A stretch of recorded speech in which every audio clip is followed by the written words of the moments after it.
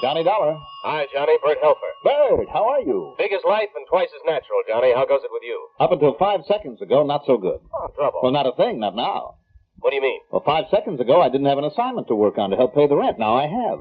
Oh. Well, haven't I? I don't know. Have you? Well, surely you didn't call just to pass the time of day. Of course not. Well, then?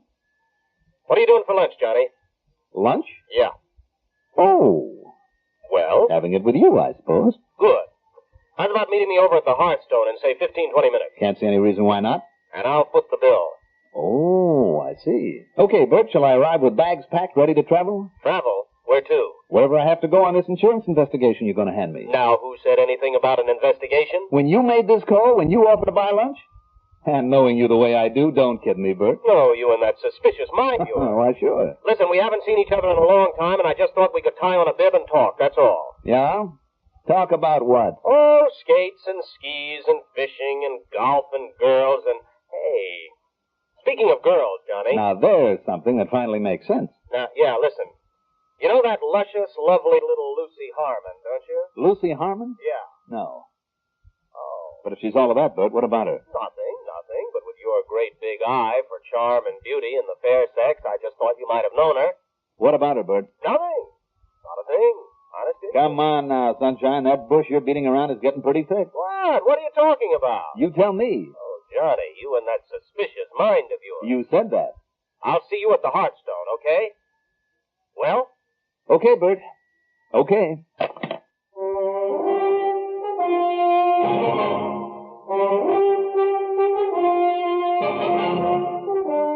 The CBS Radio Network brings you Mandel Kramer in the exciting adventures of the man with the action-packed expense account. America's fabulous freelance insurance investigator. Yours truly, Johnny Dollar.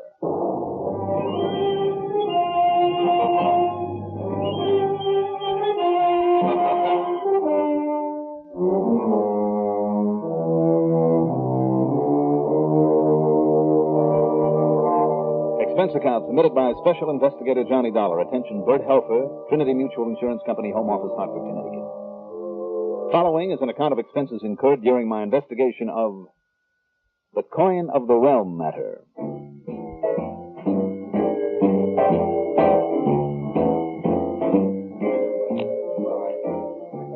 Expense account item 1. $1 even for a cab into the Hearthstone, where Bert had already arrived, taken a table, and was toying with the olive in a pair of martinis. Well, what took you so long, Johnny? Hi, Bert. I mean, these martinis are liable to get cold. Oh, we can't let a thing like that happen. Go. To the gods and goddesses. And us. Oh. First one of the day really sets my teeth on edge. Well, my first one of the day usually doesn't come till after 5 p.m., but as long as you already had them sitting here. Well, you know how it is. First time we've been together in a long time kind of calls for celebration. Of course. And let's face it, Johnny, a couple of these do sort of help to get the conversation rolling. Conversation about what, Bud? Well, I'm sure you don't want to talk religion or politics. You're so right. And I gave up skating and skiing after I busted an ankle last winter. Chicken. Fishing's out of season, and it's too cold for golf unless you happen to be a diehard, and I'm not, and I don't think you are. Check. But girls? Now, there's something a couple of gay young bucks like you and I can always talk about. Right, Johnny? All right, Bert, let's have it. What? You mentioned Lucy Harmon. Well, I thought you said you didn't know her. I don't. I just don't understand, huh? Well, I always thought you were the one guy who knew them all. All the really smart, charming, pretty ones, that is. And Johnny, so help me, just one look at that Lucy, you'd completely flip your lid. She's about 5'3", blonde hair, green eyes. Green eyes, Johnny. And a figure that would make any Miss America hang her head in shame. Here. Let me show you this picture of her. Here. Now, how do you like them grapes? Hey, not bad. Not bad, he says. All right, she's lovely. She's beautiful. She's gorgeous. She is an ever-living doll. Deluvious, that's the word. That's a word? And, Johnny, she's the only gal ever made me think seriously of putting on the ball and chain. Only trouble was she wouldn't have me or my empty pocketbook. She's what's made me what I am today. A heartbroken old bachelor. Bird, an old Roy like you with a broken heart? Well, but she's a dream, Johnny. All right, Bert, you've made your point. How, when, and where do I meet her? Now, that's just it. You gotta find her first. What? Now, don't tell me you don't want to. I mean, to meet up with this delicious little cookie. Oh, after all that build-up, I wouldn't dare say no. You gotta find her, Johnny. And bring her back to me. Well, why, Bert, if she's already turned you down? So I can hand over the 191 G's. The what? Sure. 191,000 insurance money. Insurance on what? On her husband, Jerry. Her husband? Right. So her real name is Lucy Harmon Nichols. Oh, fine. Pal. You give me the big pitch, get me all excited about her, and then... Wait a minute. Jerry Nichols? The late Gerald K. Nichols. Playboy. Heir to the old Nichols oil fortune. Right, that he and Lucy took exactly 3.5 years to reduce to just exactly nothing. Oh, wait a minute now, Bert. Something happened to him out on the West Coast. That's right. He disappeared from around here one day, and the next thing they knew, he'd run his car off a cliff into the blue Pacific just north of glamorous Malibu Beach. Uh-huh.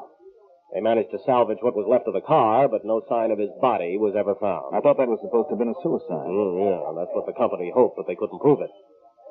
So now we've got to pay her off to the tune of 191 grand. Oh, my.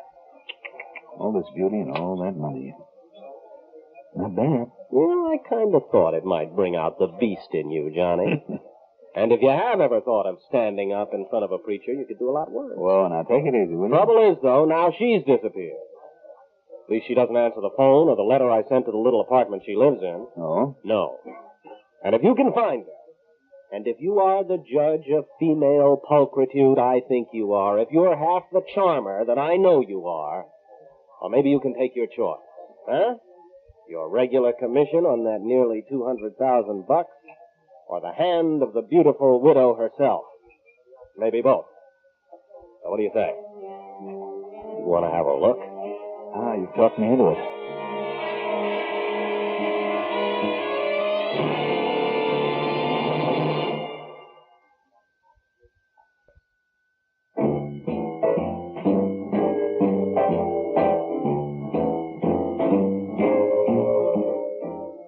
Expense account item 2. After the lunch with Bert Helfer, another $1 for another taxi, this time to the rather seedy Cosgrave apartment. There I learned from a doorman that Mrs. Jerry Nichols... Only, now, you see, everybody calls her Miss Lucy Harmon again. You see what I mean? That Lucy Harmon hadn't been around for several days.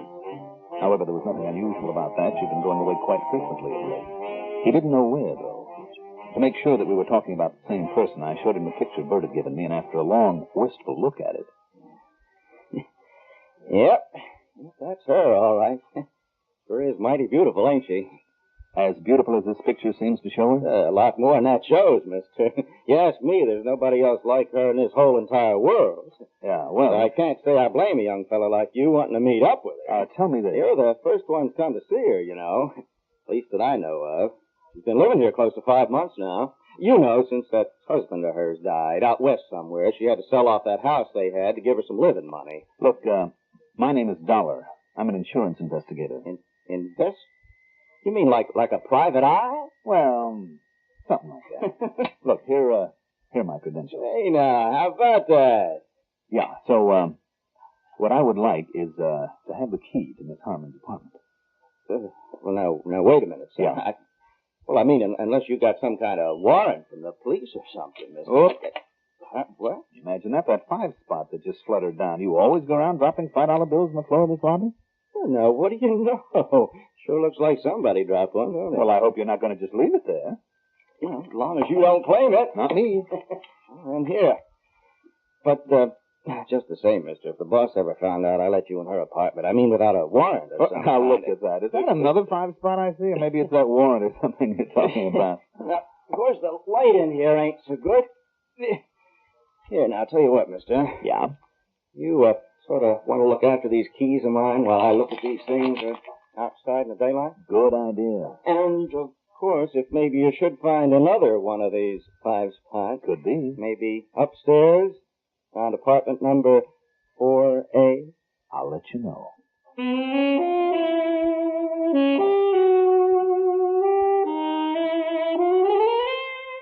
Item 3, obviously, is $15 for a warrant or something. Apartment 4A was not exactly an orderly one. Apparently only a temporary affair for Lucy Harmon. Most of her clothes were still in a couple of open wardrobe trunks in the middle of the living room. Then in a purse inside one of the handbags, I found a possible clue. Not that folder for an airplane ticket. That meant nothing because it gave no indication of a destination. But some money. Not very much, and there was nothing unusual about the $22 in bills. No, it was the pennies and nickels and silver. In spite of the dates on them, and some of them were pretty old, those coins were as clean and shiny as though they'd just come out of the mint. That rang the bell. A big one. Okay. Item 4 is $6 for a cab out to Bradley Field. Item 5, $175.70 plane fare, and I was on my way.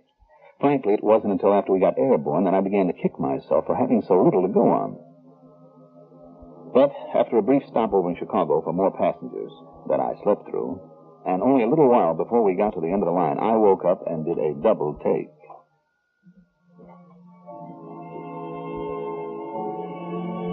Among the new passengers, up near the front, was, believe it or not, the girl I was looking for. Lucy Harmon. No question of it. And the old doorman back at the apartment had been right. There couldn't possibly be another girl so beautiful. And she matched the picture I had exactly. The seat beside her was empty, and my impulse was to barge up to her, introduce myself, and tell her what it was all about. But then a little bell in the back of my head kind of tinkled again, so instead, on the excuse of going up forward to pick a magazine out of the rack, and then on the further excuse of a completely non-existent bump in the air, I half stumbled and half fell into that empty seat. Whoop! Oh, terribly sorry. I got in the way of my own feet. Oh, I'm afraid I tore this newspaper you were reading. Can I get you another one? No, that doesn't really matter. I was only... What's the matter? Well, I've seen you somewhere before, I'm sure of it. Well, I can't imagine where. What's your name? My name? Well, No, wait. I remember now. I've seen your picture in the papers. You have? It's one of those crime things a couple of months ago. Oh, on my honor, miss, I'm an honest man. No, you know what I mean. You're the... Of course I know who you are. You're Johnny Dollar, the insurance investigator. Well, aren't you? I cannot tell a lie. Oh, Johnny, I am so glad to see you. May I call you Johnny? Why, of course you can. Maybe you can help me. Johnny, can you? Or have they got you all tied up in some insurance case that'll take all of your time? Are you staying over in San Francisco? Probably. On a case? Well, just a little investigation for one of the insurance companies. But maybe you'll have some time to help me, too? Please? Well, that depends. What seems to be the problem, Miss, Oh, I'm sorry. I didn't even think. My name is Edith. What? Edith Harmon. Edith? Well, you look surprised. Oh, I didn't mean to. Oh, of course. Coming from Hartford yourself, you probably know her. Her? My sister, my twin sister that I'm going to San Francisco to look for. Your twin sister? Yes. Her name is Lucy. Lucy Harmon.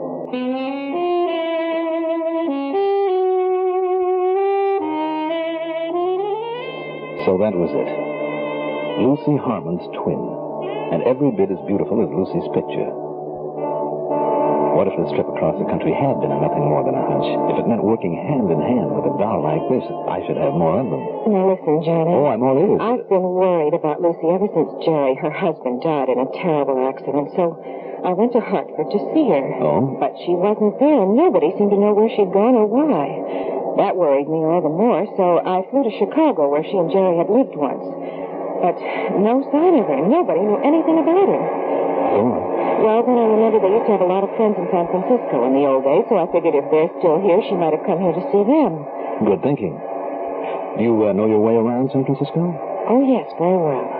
All right, then. Oh, darn it. What? Oh, the light is on to fasten our seatbelts. Oh, that means you're about to land, so there's no time to talk now. But listen, where will you be staying? The Huntington, up on Nob Hill. All right. I'll be at the Sheraton Palace. And, Johnny. Yeah? Would you take me to dinner tonight so I can tell you the rest and we can sort of organize our plans?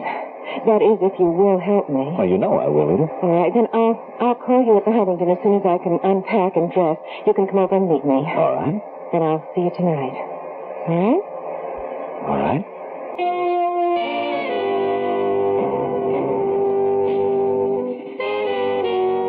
It wasn't necessary to go back to my own seat, but I did. And that's why she was able to get off the plane well ahead of me. Why she was long gone by the time I got through to the baggage pickup stand. And now, suddenly, things began to add up. As soon as I got to the Huntington, I put in a long-distance call. That's item 6, 375. Johnny, where the devil are you? What are you up to? Plenty, Bert. I'm calling from San Francisco. Huh? Yes, now listen. You can tell me just 2 things. Well, sure, if I can. All right, now. In spite of the fact it's long after working hours back here, and I ought to charge you overtime for my valuable services. Bert. But what in the name of common sense are you doing in San Francisco? Bert, will you listen? 2 questions. Shoot. At Lucy Harmon's apartment, before I left there, I told the doorman that if Lucy showed up, he was to call you immediately. The answer to that one is no. I haven't heard a word from him. All right, then. Now, question number 2. Yeah? How well do you know Lucy's twin sister, Edith? Lucy has a sister? A twin? Are you kidding? That's all I wanted to know.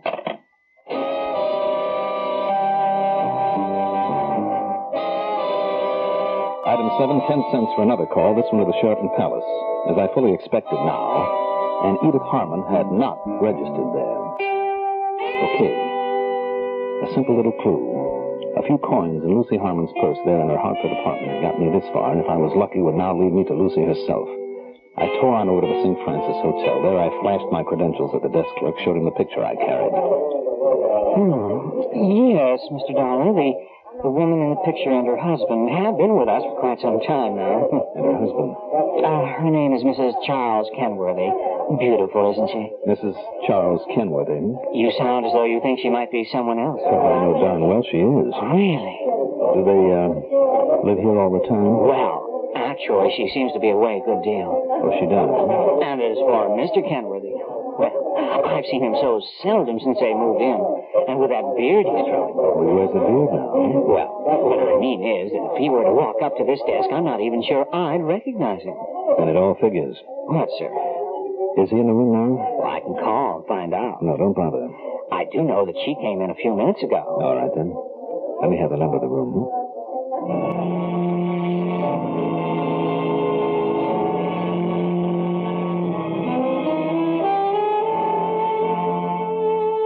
The transom over the door of the room was wide open. The sound effects were loud and clear, of drawers being hastily emptied, of clothes being yanked off hangers, and finally the unmistakable sound of suitcases being closed and locked and pushed over toward the door, and the conversation that leaked out over that transom. Yes, I did exactly as always. I stayed over in Chicago long enough to be sure that nobody was following me the way I always do. Well, a lot of good it did. Johnny Dollar aboard the same plane. Now, look, if he's in this time, I want out. Didn't you see him, Lucy? Didn't you have sense enough to get off and take another flight? And he doesn't suspect a thing, and by the time he finds out I have no sister, that insurance money on your debt will have been paid and will be out of the country. Why should he suspect anything? Well, I still don't like his being around here. If he finds out I'm still alive... Relax, will you? Right now, he's quietly sitting in his room over there at the Huntington, waiting for me to call him. Yeah, that was another stupid thing to do, Lucy. When he doesn't hear from you, if he's half as smart as I've heard he is... Oh, let it go. Everything packed? Yes, everything. You have the money ready so we can pay off the clerk without wasting any time? Yes, but if you're so scared, why don't we just sneak out the back way? What, and make everybody suspicious of us? You are out of your mind. Now open the door for me and let's get out of here. Anything you say, my pet. Johnny. What? Johnny Dollar. That's right, Lucy. Johnny Dollar. Out of my way, Lucy. Hold it. Don't reach for anything but the ceiling, Jerry. Okay, Dollar. You win.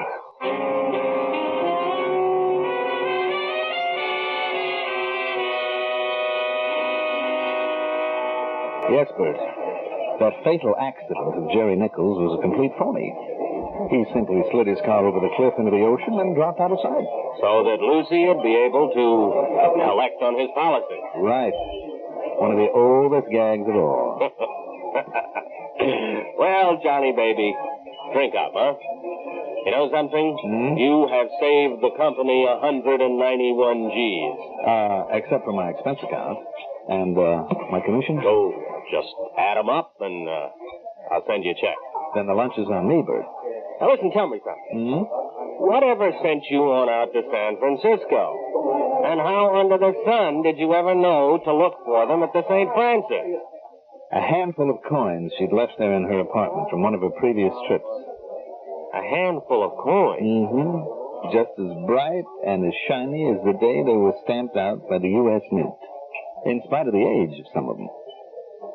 I don't get it. Look, Bert. That nice, clean money is a kind of a trademark for the St. Francis. All the change they give you is carefully cleaned and polished. Once you've been there and been handed some of it, you never forget it. It's as easy as that.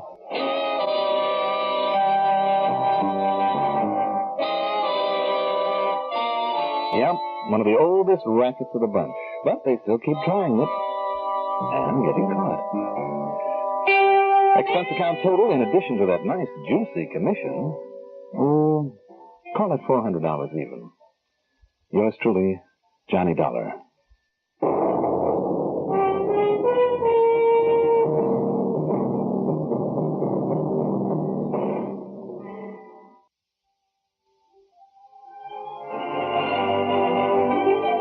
Yours truly, Johnny Dollar, is written by Jack Johnstone, produced and directed by Bruno Zerato Jr., music supervision by Ethel Huber. Johnny Dollar is played by Mandel Kramer. Also featured in our cast were Terry Keane as Lucy Harmon, William Redfield as Bert Helfer, Larry Haynes as Jerry Nichols, Doug Parkhurst as the doorman, Herb Duncan as the clerk.